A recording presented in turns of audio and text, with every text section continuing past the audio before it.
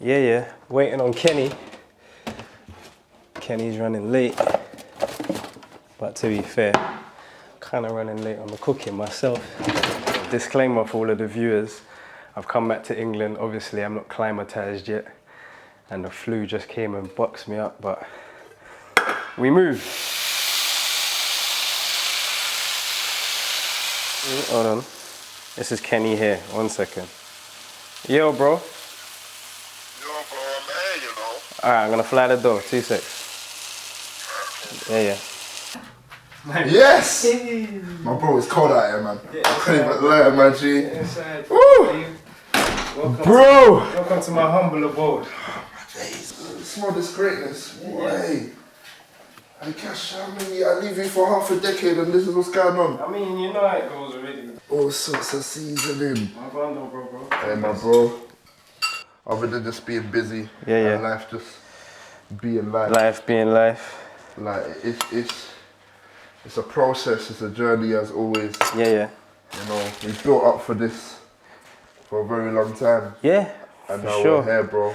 We're here. What really gets me is, man's in your yard, you're cooking a meal, and everything looks like you ain't been through nothing, bro. Like, you look like you haven't had no trials and tribulations recently, bro. You know what it is, fam? You can either ponder on it or you can get through it.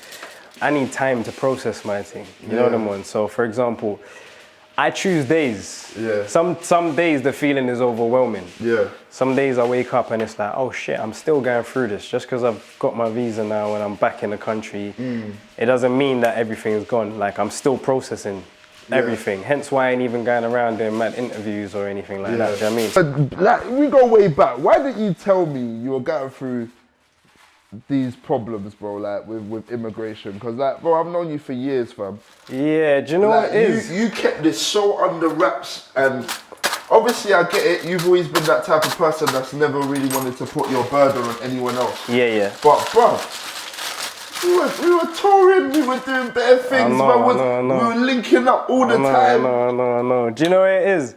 A lot of people don't know this, but I was simultaneously building my career while going through this. Enough of the shows, enough times we were touring, I was leaving the tour or leaving the shows and going to link my lawyer.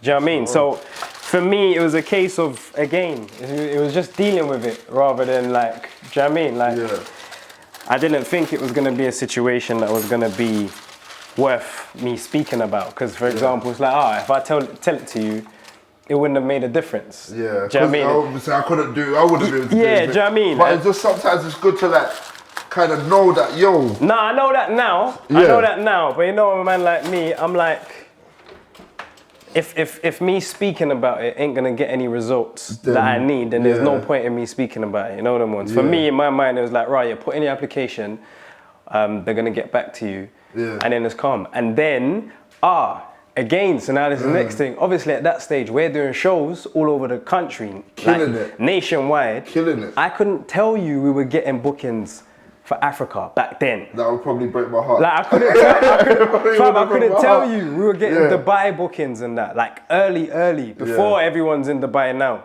I couldn't tell you that. I'd turn around and tell you that. So in my mind, it's kind of like, just pattern what you need to pattern with the solicitors. Everything's gonna come through and then you're gonna be calm. Yeah. Where did the transition come the first time? So you being in Jamaica, coming out of the trenches, and finding yourself over here in the UK. I've come over here, mummy and that are pattern. Yeah, like they're good. Mummy's pattern. They're good. I remember mummy going and buying a brand new BM. Yeah. She don't even drive. Up to today, she don't even have her license. You're watching this, go sort your license out, woman.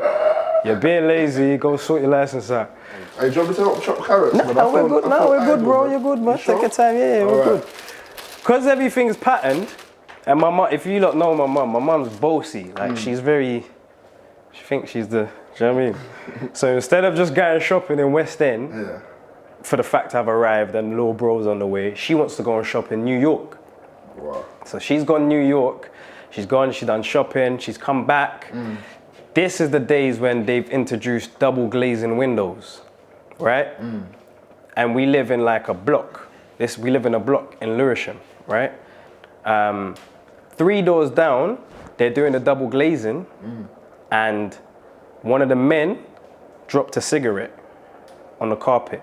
That's 2 neighbors down, you know. Long story short, that house burnt, next door burnt.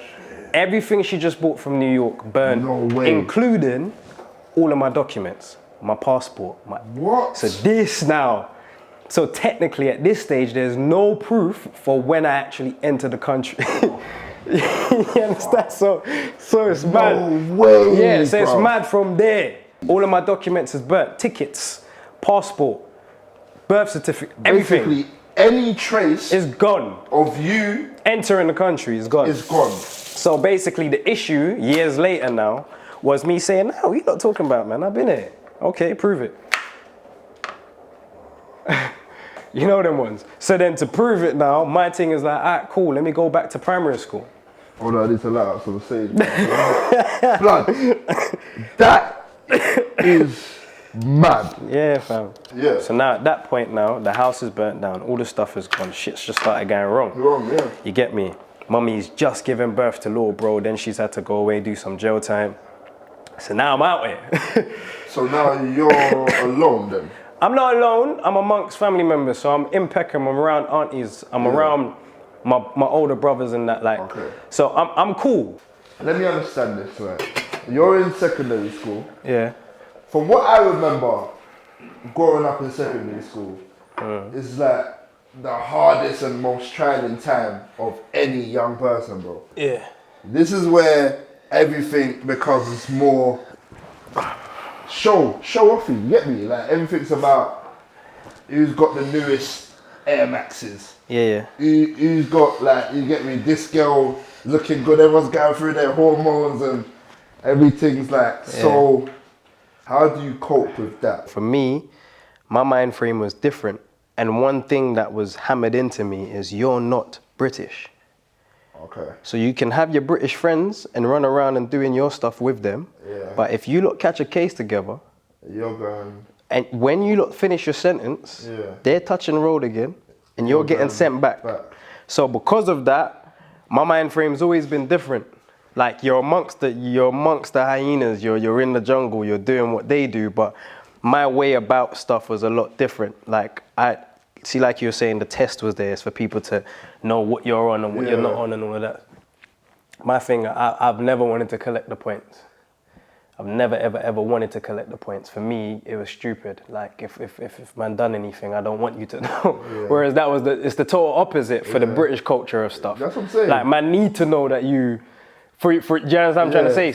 Another thing, I've never advocated to be a gang member. Yeah. I grew up with brethren, Kenny. I don't think anyone ever really does. Unless fam, anyone that does, listen to from me, the roads. bro. They're not originally from the roads. Let me tell you something right now. Yeah. And he's gonna be watching this. He knows I'm talking about him. Yeah. I've got a brethren. His aspiration in life It's just to be is to be a member. Just be a part of something. No, not a part. He needs to be the head of that. You understand? And long story short, for him, I've always been affiliated with the members. I've never been a member. Yeah. Like, right, what are we doing today? Let's just go on the other side. Nah, you're mad. Yeah.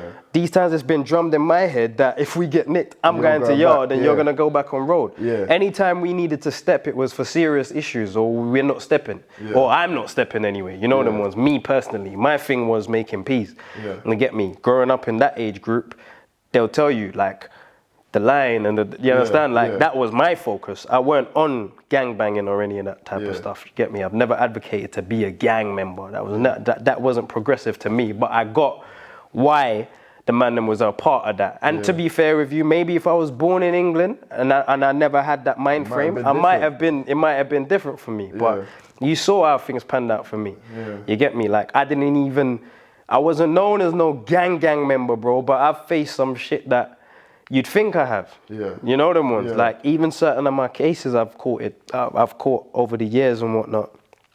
Like, I'm not gonna go on like some of them ain't serious. Some of them are serious, but obviously nothing to do with me. We got NFA'd for all of them.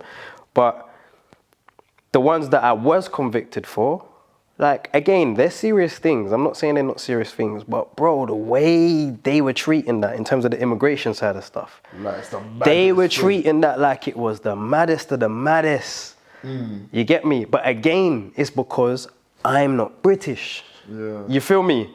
When they know there's a leverage there, they can use it. You know them ones? Like, if it was just a youth that was born here, they couldn't really use that as something. You know them ones? It's like, nah, you're not born here. You got the opportunity to be here, and you're getting nicked with these type of things. Yeah. This is crazy. Where does music play a part in all of this? Music now is one of my older brothers, right? Basically, because he was in America for so long, he was rapping, but he was rapping in an American accent. Oh.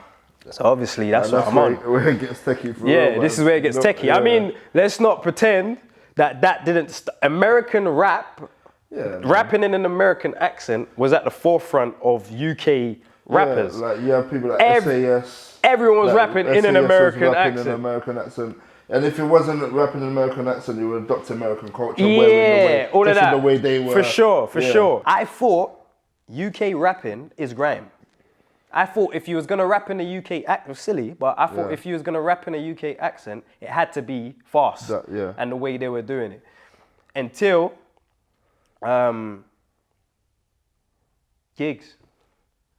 Because he like slowed everyone's entry point. That's a lot of people's entry point. Until Gigs, because then he slowed it right down. And then obviously from the end, so man's relating on a whole different side of it. You understand what I'm trying to say? But yeah, that's where the music started for me. And then when you come out, you know, you're making these tracks, you're at home, you're comfortable.